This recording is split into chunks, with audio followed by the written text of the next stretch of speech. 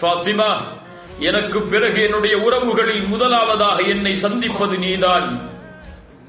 எதை சொல்லுகிறார்கள்? ரசூலுல்லாஹ் வாழும் பொழுதே அவர்களுடைய அத்துணை பெண் பிள்ளைகளும் ஆண் பிள்ளைகளும் மரணமாகிறார்கள். வாழும் பொழுது இருக்கக்கூடிய ஒரே வாரிசு ஃபாத்திமா ரலியல்லாஹு அன்ஹா. அவர்களுடைய மரணத்தை சொல்லுகிறார்கள்.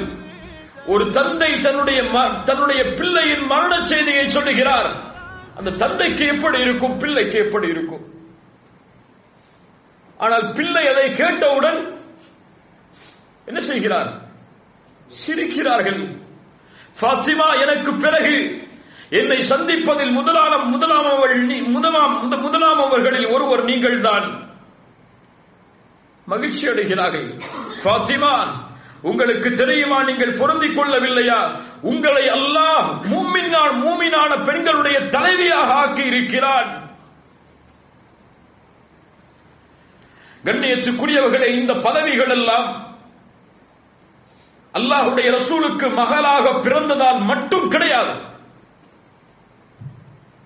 ரசூல் ஸல்லல்லாஹு அலைஹி வஸல்லம் ஃபாத்திமா ரலியல்லாஹு அன்ஹாவை நேசித்ததால் மட்டும் கிடையாது.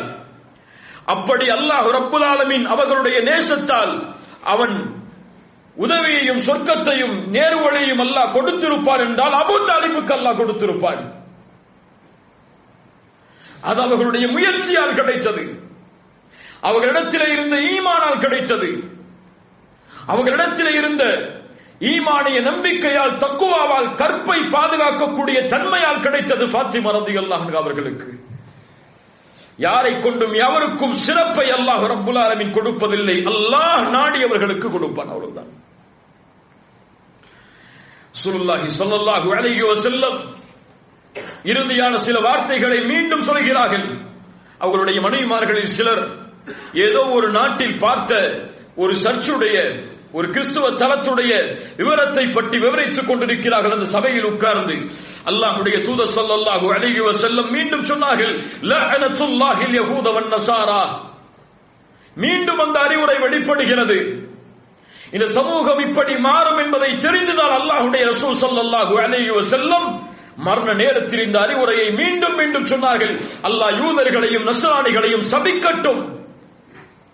அவர்கள் தங்களிலே ஒரு நல்லவர் இறந்தால், ஒரு சாலிஹானவர் இறந்தால், ஒரு நபி இறந்தால் அவருடைய கபரை வணங்கக்கூடிய மஸ்ஜிதாக ஆக்கிக் கொள்கிறார்கள். அவர்களை அல்லாஹ் சபிக்கட்டும் என்று ரசூலுல்லாஹி ஸல்லல்லாஹு அலைஹி வஸல்லம் மீண்டும் சொன்னார்கள். மீண்டும் சில வார்த்தைகளை அல்லாஹ்வுடைய தூதர் மீண்டும் மீண்டும் சொன்னார்கள். அஸ்ஸலாஹ் அஸ்ஸலாஹ் வமா மலக்கத் ஐமானுக்கும். ரசூலுல்லாஹ்வுடைய இறுதி அறிவுரை இந்த சமூகம் அறிந்து கொள்ளட்டும். ரசூலுல்லாஹி ஸல்லல்லாஹு அலைஹி வஸல்லமை நேசிக்கிறோம் என்று சொல்லக்கூடிய நாமெல்லாம் அறிந்து கொள்வோம். ரசூலுல்லாஹ் தங்களுடைய மரண நேரத்தில் எதை முற்படுத்தினார்கள் இந்த சமூகத்திற்கு அறிவுரையாக?